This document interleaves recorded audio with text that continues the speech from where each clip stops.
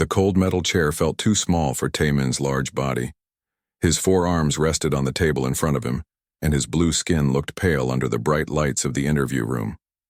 The room was quiet, except for the soft hum of recording equipment. 3 people sat across from him, their faces serious and tired. Taemin had asked for this meeting. Nobody forced him to come here. After 40 years of fighting wars across the galaxy, he wanted to tell his story. The story about humans. The story that changed everything he believed about war and life. The woman in the middle spoke first. Her name was Dr. Elena Vasquez, and she worked for the War Crimes Tribunal. Commander Taemin, you know why we are here. You have information about the human colony called New Busan. Please tell us what happened there. Taemin's hands shook, a little. He had faced death many times in battle, but talking about this felt harder than any fight. Yes, he said in his deep voice. I want to tell you about the humans, about what they did to us. The man on the left, Colonel Peters, leaned forward.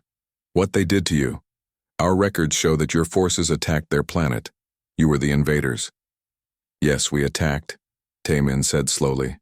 But they did something to us. Something I never saw in 40 years of war. They showed us kindness. The third person, a young woman with a tablet, started typing. Her name was Assistant Researcher Kim, and she recorded everything. The sound of her typing filled the quiet room. Dr. Vasquez looked confused. Kindness? Commander? You led the 7th, 4th Hand Battle Group. Your people are known across the galaxy as fierce warriors. Are you saying that humans were kind to you during an invasion? Taemin closed his eyes for a moment. In his mind, he could see the green fields of New Busan. He could smell the flowers that grew there. He could hear the laughter of human children. Doctor, my people have conquered 63 worlds. We have fought against every major species in this part of the galaxy. We know how war works. We know how enemies act. He opened his eyes and looked at each person across the table. But humans were different. They broke every rule of war that we knew. Colonel Peters made a note on his paper. Different how? When we landed on New Busan, we expected to fight.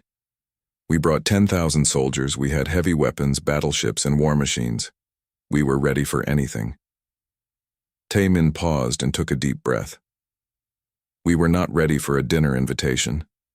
The room became very quiet. Even the typing stopped. A dinner invitation? Dr. Vasquez asked. Their leader came to meet us. His name was Hyun-woo. He walked out of their main town with no weapons, no armor, nothing. Just a white flag and a smile. Taemin's voice got softer. He said, Welcome to New Busan. We know you must be tired after your long journey. Would you like to eat with us?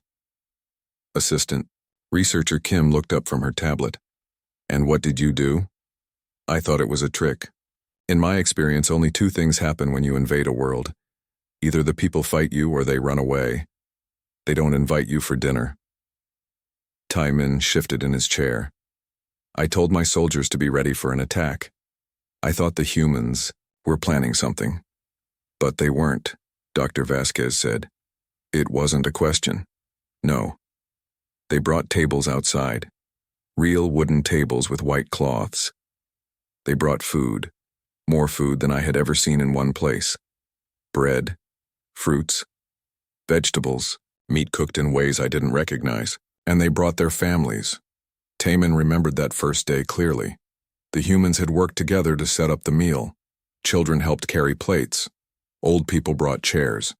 Everyone smiled at the Vorthan soldiers, even though these aliens had just landed with weapons and warships. Their children were not afraid of us, he continued. Human children ran up to my soldiers. They touched our armor. They asked questions. Are you really from space? How many arms do you have? Can you teach us to fly? Colonel Peters wrote more notes. How did your soldiers react? They didn't know what to do. Vorthan military training teaches us about many things. How to fight, how to capture prisoners, how to control a population. But nobody taught us what to do when the enemy treats you like a guest. The memory made Taemin's chest feel tight. He remembered the look on his soldiers' faces. These were warriors who had fought in the worst battles in the galaxy. They had seen death and destruction, but when a small human girl gave one of them a flower, the big soldier just stared at it like he had never seen anything so beautiful. The food was good, Taemin said suddenly. Better than any food we had in the military. The humans cooked, for us like we were family coming home from a long trip. Dr. Vasquez made a note. Did you think this was some kind of strategy? Maybe they were trying to make you weak or distracted? At first, yes. I kept waiting for the trap. I kept my soldiers alert, but hours passed and nothing happened. The humans just talked to us. They asked about our homeworld.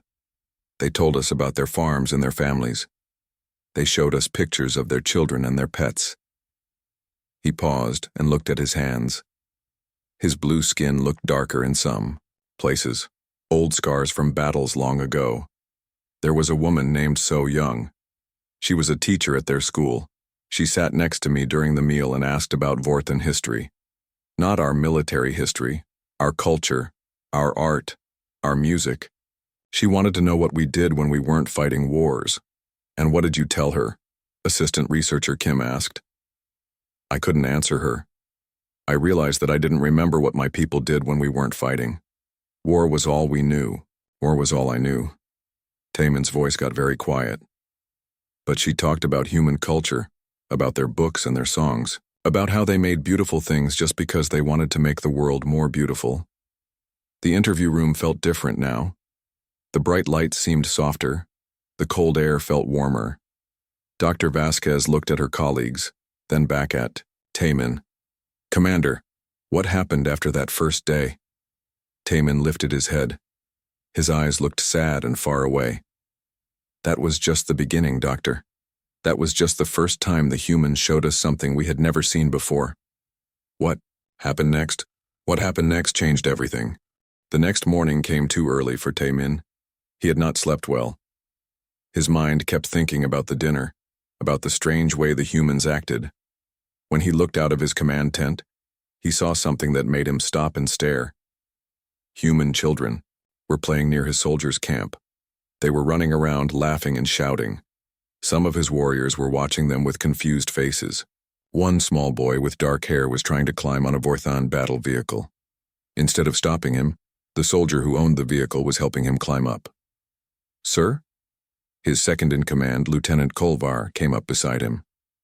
What are your orders for today? Taemin didn't answer right away.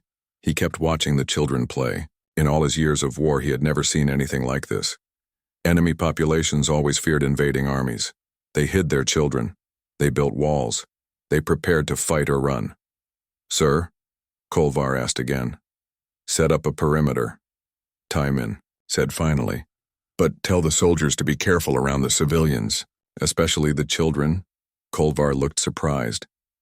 In most invasions, civilians were not a concern. Sir, are they dangerous? No, Taemin said slowly. I don't think they are dangerous at all. That's what worries me. As the day went on, more humans came to visit the Vorthan camp. They brought gifts, more food, handmade crafts, flowers. An old man named Dong-Su brought a wooden sculpture he had carved. It was a bird with its wings spread wide, flying toward the sky. This is for you, Dong-Su said to Taemin, holding out the carving. To remember that even soldiers can learn to fly free. Taemin took the sculpture carefully. It was smooth and warm from the old man's hands. No enemy had ever given him a gift before. He didn't know what to say. Thank you, he managed to whisper. Dong-Su smiled. You look tired, young warrior. War is hard work. Would you like some tea? Before Taemin could answer, the old man was already walking away to get tea. Young warrior, he had said. Taemin was over 60 years old and had fought in more battles than he could count. But somehow this old human made him feel young again. The tea was hot and sweet.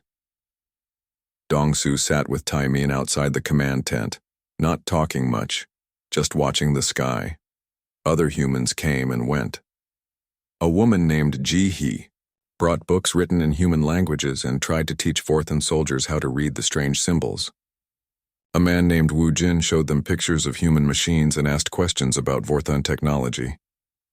"Your ships are beautiful," Wu Jin said, looking up at the Vorthon battlecruiser in the sky. "How do they stay so quiet when they fly?" Taemin found himself explaining how Vorthon engines worked. In any other invasion, this would be giving military secrets to the enemy. But Wu Jin wasn't asking to build weapons. He was asking because he thought their ships were beautiful. By afternoon, the camp looked different. Human children were everywhere, drawing pictures in the dirt and teaching Vorthon soldiers human games. Some of the warriors were laughing, actually laughing. Taemin couldn't remember the last time he had heard his soldiers laugh.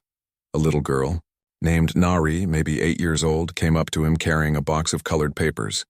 "Mr. Soldier," she said in her small voice, "do you want to make paper birds with me?" Taemin looked down at her. She had bright eyes and a big smile. She wasn't afraid of his size or his 4 arms or his blue skin.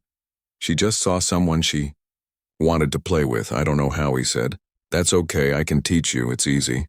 Nari sat down in the dirt next to his chair and spread out the colored papers.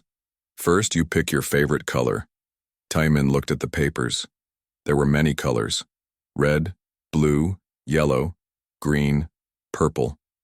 On his home world, most things were gray or black. Color was not something Vorthon warriors thought about much. "I like blue," he said finally.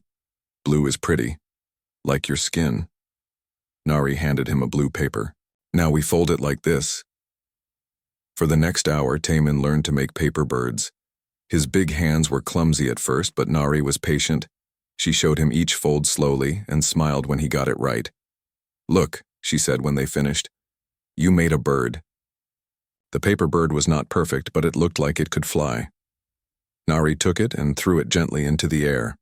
It floated for a moment before landing softly on the ground. "Now it's free," she said. That evening, the humans invited the Vorthon soldiers to eat with them again. This time they set up the tables in the town square. More people came, families with babies, teenagers, elderly couples. They all wanted to meet the aliens who had come to their world. Taemin sat next to Hyunwoo, the colony leader. "I don't understand your people," he said quietly. "What do you mean?" Hyunwoo asked. "We came here to take your world. We came with weapons and soldiers. But you treat us like friends." Hyunwoo was quiet for a moment. He watched his people talking and laughing with Vorthon warriors. "Do you have a family, Commander?" The question surprised Taemin. "No. Vorthon soldiers don't usually have families. We are married to war. That sounds lonely. It's just how we live." "But is it how you want to live?" Taemin didn't know how to answer that. Nobody had ever asked him what he wanted before. In the Vorthon military, wanting things for yourself was not allowed. You served the Empire. You followed orders. You fought until you died. "I see my people," Hyunwoo continued, "and I see your soldiers talking together. Everyone is smiling. Everyone is sharing food and stories. Maybe that's how people are supposed to live, together, not fighting." After dinner, some humans brought out musical instruments. They played songs and sang together. A young woman named Hai Young played a guitar and sang a sad, beautiful song about home and family. Some of the Vorthon soldiers listened with tears in their eyes. Later that night, Taemin walked through the human town. The streets were quiet now, but lights were still on in many windows. Through one window, he could see a family sitting together, reading a book to their children. Through another, he saw an old couple playing a board game. These people had simple lives. They grew food, raised their children, made art, told stories. They weren't trying to conquer anyone or build an empire. They just wanted to live in peace. For the first time in his life, Taemin wondered what that would feel like. As he walked back to his camp, he touched the wooden bird sculpture in his pocket. The paper bird Nari had helped him make was in his other pocket. 2 small gifts from people who should have been his enemies, but they didn't feel like enemies at all. They felt like something he had never had before, something he was just beginning to understand. They felt like friends. 3 weeks passed like a strange dream. Every day, Taemin woke up expecting everything to go back to normal. Every day the humans surprised him again. His soldiers were changing. They smiled more. They talked about things other than war. Some of them had started learning human words. Private Vextar could now say hello and thank you in the human language. Sergeant Molkus had learned to play a human card game. The humans kept bringing gifts. Not valuable things, just small tokens. Of friendship. Hand-drawn pictures, flowers from their gardens, food they had cooked themselves. Taemin's tent was full of these gifts now. He didn't know why he kept them all. One morning, a woman named Dr. Heywan came to the camp. She was the town doctor, and she asked if any of the Vorthon soldiers needed medical care. "We have our own medical officer," Taemin told her. "Of course," she said with a kind smile, "but I thought you might like to see how human medicine works. Maybe we could learn from each other." That afternoon, Dr. Heywan set up a small clinic next to the Vorthon medical tent. She worked alongside the Vorthon doctor, sharing knowledge and techniques. When a Vorthon soldier hurt his hand during training, she treated him with the same care she would give a human patient. "Why do you help us?" the soldier asked her. "Because you're hurt," she said simply. "That's what doctors do." The soldier stared at her as she bandaged his hand. Later, he told the other soldiers about the human doctor who helped an enemy without asking for anything in return. Another day, a man named Minho came to the camp with his young son. Minho was a carpenter, and he wanted to show the Vorthon soldiers how humans built their houses. "Your buildings are very strong," he said, looking at the Vorthon structures. "But they don't look comfortable. Would you like to see how we make homes that feel peaceful?" He spent hours showing them human building techniques, how to make walls that let in warm light, how to create spaces where families could gather, how to build something that was more than just shelter, how to build a home. His son, a boy named Junseo, followed the soldiers around and asked endless questions. "Do you have houses on your planet? Do you have favorite foods? Do you like to play games?" The boy's curiosity was infectious. Soon, some of the soldiers were telling him stories about their home world. Not war stories, stories about the blue mountains and the silver rivers, about the music that played in the Vorthon cities before the wars began. As the days passed, Taemin found himself spending more time in the human town. He liked to sit in their small market and watch people live their normal lives. A baker named Sung Ho always waved at him when he passed. Children would run up to him and show him new things they had found. Interesting rocks, pretty flowers, drawings they had made. One evening, the school teacher Ji-hai invited him to visit her classroom. The walls were covered with the children's artwork and essays about their dreams for the future. One student wanted to be a doctor like Dr. Heywan. Another wanted to explore space and meet aliens from other worlds. "They're excited to meet you," Ji-hai said. "They've never seen people from other planets before." "They're not afraid?" "Why would they be afraid? You haven't hurt anyone. You've been kind to them." Kind. Taemin thought about that word. Nobody had ever called him kind before. Strong, yes. Brave sometimes, but never kind. "Can I ask you something?" Ji-hai said as they walked through the classroom. "Yes? What will happen to us? To our colony?" The question hit Taemin like a punch, to the stomach. He had been so caught up in the daily life of New Busan that he had almost forgotten why he was really here. This was supposed to be a military occupation. Sooner or later, the Vorthon Empire would want results. I don't know," he said quietly. "Are you going to make us leave our home?" Taemin looked at the children's drawings on the walls. Pictures of families, of pets, of the farms where they grew their food. This was their home. These people belonged here. "I hope not," he said. That night, Taemin couldn't sleep. He walked through the camp, past his sleeping soldiers and out into the fields around the town. The night air was cool and full of the smell of growing plants. He thought about his orders. Take control of the planet. Prepare it for Vorthon colonization. Eliminate any resistance. But there was no resistance. The humans had never fought back. They had never even asked him to leave. They had just accepted him, welcomed him, treated him like a neighbor who had come for a visit. The next morning brought the message he had been dreading. A communication from Fleet Command appeared on his personal terminal. The words made his blood feel cold. Commander Tae-min, initial occupation phase complete. Begin final pacification protocols immediately. All human civilians to be eliminated. Within 72 hours. Planet must be ready for Vorthon settlement by next cycle. Admiral Zekmore will arrive in 4 days to inspect progress. Taemin read the message 3 times, hoping the words would change. They didn't. Eliminate all human civilians. Everyone. Hyunwoo, who had invited him to dinner on the first day. Dr. Haewon, who had treated his soldiers like her own patients. Little Nari, who had taught him to make paper birds. All of them. He sat in his tent for hours, staring at the message. Outside, he could hear human children playing with his soldiers. Someone was teaching them a new song. Lieutenant Kolvar came into the tent. "Sir, we received orders from Fleet Command.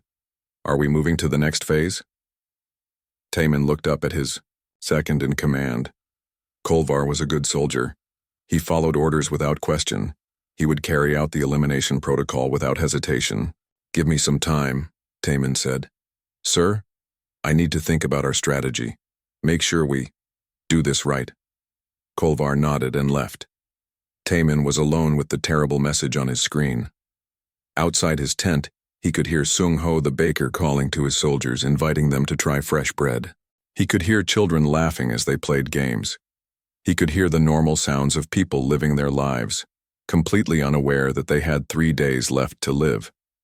Tae-min closed his eyes and tried to think. In 40 years of military service, he had never questioned an order. He had never thought about the people who lived on the planets he conquered. They were just obstacles to be removed. But these people had names now. They had faces. They had been kind to him when they should have been afraid. They had treated his soldiers like friends when they should have seen them as invaders. How could he kill them? But how could he disobey a direct order from Fleet Command? Taemin sat in his tent as the sun moved across the sky, holding an impossible choice in his hands. Outside, the humans of New Busan continued their peaceful lives, not knowing that their time was running out. That night, Taemin walked through the town one more time. Every step felt heavy, like he was carrying a mountain on his shoulders. He looked at the houses where families were eating dinner together. He saw lights in windows where people were reading books or working on crafts. He heard quiet laughter and conversation drifting out into the night air. In 3 days, all of this would be gone. He stopped in front of the school where Ji-hai taught. Through the window, he could see her at her desk, preparing lessons for the next day. She was writing something on paper, probably planning activities for her students. She had no idea that those students would never attend another class. A small sound made him turn around. Nari was standing behind him, holding a stuffed animal, a small blue elephant that looked like it had been loved for many years. "Mr. Taemin," she said in her small voice, "why do you look sad?" Taemin knelt down so he could look at her face. Even in the dim light, her eyes were bright and curious. "I'm not sad," he lied. "Yes, you are. My mama says that when grown-ups look like you do, they have big worries." "What are you doing out here so late?" "I couldn't sleep. Sometimes when I can't sleep, I walk around and look at the stars. Do you want to look at the stars with me?" Before Taemin could answer, Nari had taken his large hand in her small one and was leading him to a bench near the town center. She sat down and pointed up at the sky. "See that bright one there? That's called the North Star. My daddy told me that no matter where you go, that star will always help you find your way home." Taemin looked up at the star. "What if you don't have a home to find your way back to?" "Everyone has a home," Nari said seriously. "Sometimes it's a place and sometimes it's people. The people who love you are always your home." The words hit Taemin like a physical blow. This 8-year-old child was talking about love and home, and he was planning her death. "Nari," he said quietly, If something bad was going to happen, and you could save your family by going far away, would you go? She thought about this carefully. Would I ever see them again? Maybe. Someday. Then yes. My mama always says that being alive and apart is better than being dead and together. Taimin closed his eyes. When he opened them, Nari was looking at him with concern. Are you okay, Mr. Taimin? I need to talk to your colony leader. To Hyunwoo. Can you tell me where he lives? He lives in the big house with the blue door, but he's probably asleep now. That's okay. I need to talk to him about something important. Nari nodded seriously. Okay. Good night, Mr. Taimin. I hope your big worries get smaller. She walked away, hugging her blue elephant. Taimin watched until she disappeared safely into her house. Then he walked toward the blue door. Hyunwoo answered his door quickly, as if he hadn't been sleeping either. He was wearing simple clothes and looked tired, but he smiled when he saw Taimin. Commander, is everything all right? I need to talk to you. Privately. Of course. Come in. Hyunwoo's house was small and comfortable. There were books on shelves, pictures of family on the walls, and plants growing in pots by the windows. It looked like a place where people were happy. They sat at a wooden table in the kitchen. Hyunwoo made tea without asking if Taimin wanted any. What's troubling you? Hyunwoo asked. Taimin looked into the man's eyes. They were kind eyes, patient eyes. Even now, facing an alien warrior in the middle of the night, Hyunwoo showed no fear. I received orders from my command, Taimin said slowly. I see.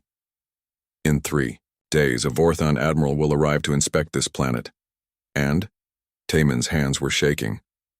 My orders are to eliminate all human civilians before he arrives.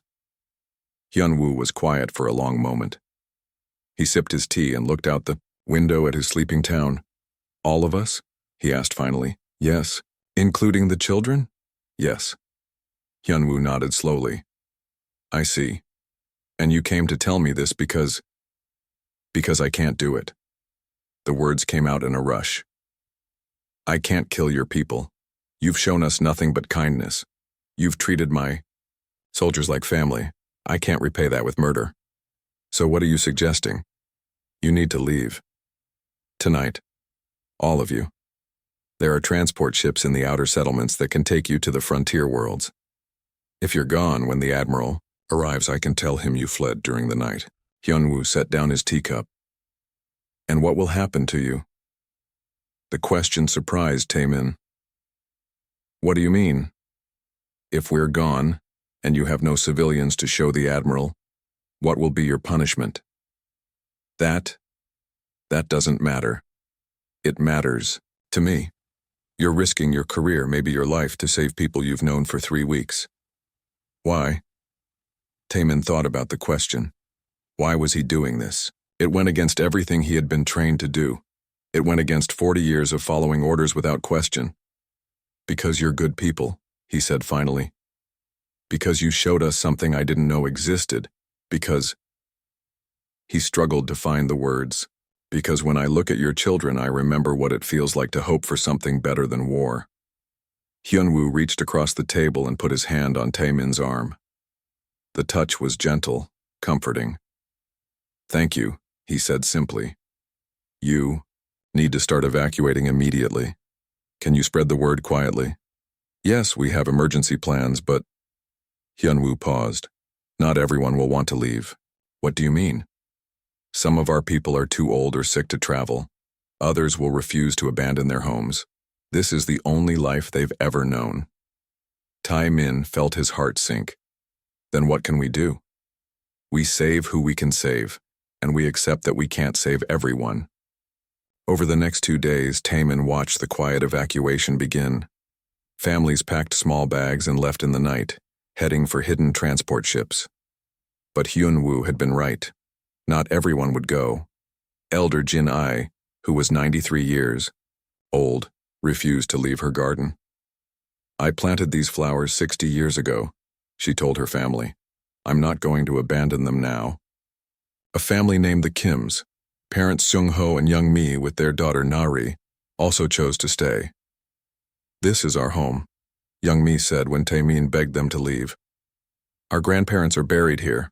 Our ancestors' spirits live in this soil. We won't run away."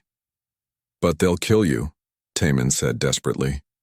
"Then we'll die in the place we love," Seung-ho replied. "Some things are more important than staying alive." On the third day, as Admiral Zekmore's ship appeared in the sky, Taemin stood in the town square with the 37 humans who had chosen to stay. The rest, over 4,000 people, had escaped to the outer rim. He had saved most of them. But as he looked at the faces of those who remained, especially at little Nari holding her blue elephant, he felt like he had failed completely. The Admiral's transport ship landed with a loud roar. Soon Admiral Zekmore would discover what Taemin had done, and then these 37 brave souls would pay the price for his decision. Taemin closed his eyes and prepared for the worst day of his life. Back in the interview room, Taemin's voice broke. Tears ran down his blue face as he continued his story. Admiral Zekmore was not a kind person. He was old, cruel, and he enjoyed causing pain. When he saw that most of the humans were gone, he became very angry. Dr. Vasquez leaned forward. What did he do? He ordered the immediate execution of the remaining humans. He said I had failed in my duty, and that he would complete the mission himself. Taemin's hands shook as he remembered. I tried to stop him. I told him the humans had surrendered peacefully, that killing them was unnecessary. But he didn't listen, Colonel Peters said quietly. No. He said I had become weak, that the humans had poisoned my mind with their softness. He relieved me of command and ordered my soldiers to carry out the executions. Taemin stopped talking for a moment. The room was completely silent except for the sound of his breathing. When he spoke again, his voice was barely a whisper. Young Mi, Nari's mother, she asked to speak to me before they killed her. Assistant researcher Kim had stopped typing. She was staring at Taemin with tears in her own eyes. What did she say? Dr. Vasquez asked gently. She took my hand and said, Thank you for saving the others. Thank you for trying to save us too. I know this is hard for you. Can you believe that? She was about to die because of my failure, and she was trying to comfort me. Taemin's whole body was shaking now. The memory was too painful, but he forced himself to continue. Then little Nari ran up to me. She was crying, but she had something in her hand. It was a drawing she had made, a picture of all of us playing together in the town square. Humans and Vorthans, all smiling, all friends. She gave it to me and said, This is how I want to remember us. Not sad, but happy. The tears were flowing freely now. This giant warrior, feared across the galaxy, was sobbing like a child. I held Young Mi's hand while she died. I promised Nari that I would keep her drawing safe forever. I watched 37 good people die because I wasn't brave enough to stop it. You saved 4,000 lives, Dr. Vasquez said softly. But I couldn't save them all. Taemin's voice rose to a shout, then fell back to a whisper. I couldn't save the ones who trusted me most, the ones who chose to stay because they believed in something more important than their own lives. Colonel Peters cleared his throat. What happened after the executions? Admiral Zekmore court-martialed me for disobeying orders and showing sympathy to the enemy. I was stripped of my rank and sent to a military prison. But even there, I couldn't stop thinking about the humans. Taemin reached into his pocket and pulled out a folded piece of paper. It was worn and faded, handled so many times that it was soft like cloth. Nari's drawing, he said, unfolding it carefully. I've carried it with me every day for 2 years. The drawing showed stick figures playing in a town square. Some were blue with 4 arms, Vorthans. Others were pink with 2 arms, humans. All of them had big smiles drawn on their faces. At the bottom, in a child's handwriting, were the words, My friends. After I was released from prison, I heard that other Vorthan commanders had started questioning our military policies. The story of New Busan had spread through the ranks. Soldiers were asking why we needed to kill civilians who posed no threat. Is that why you're here? Dr. Vasquez asked. To tell us about this change in Vortan thinking? No, Taemin said firmly. I'm here because I'm a war criminal. I let 37 innocent people die when I could have saved them. I want to be punished for my crimes. But you also saved 4,000 lives, Assistant Researcher Kim said. Doesn't that matter? Not to the 37 who died. Not to Ari, who drew me this picture because she thought we were friends. Taemin folded the drawing carefully and put it back in his pocket. The humans taught me something that my people had forgotten. What was that? Dr. Vasquez asked. That every life has value, that kindness is stronger than fear, that it's possible to choose love over duty, even when that choice destroys your life. Taemin looked at each of the three people across from him. The humans didn't defeat us with weapons or strategy. They defeated us by showing us who we could be if we stopped being afraid. They showed us that strength doesn't come from conquering others, it comes from protecting them. Is that why you asked for this interview? Colonel Peters asked. I want the galaxy to know what happened on New Busan.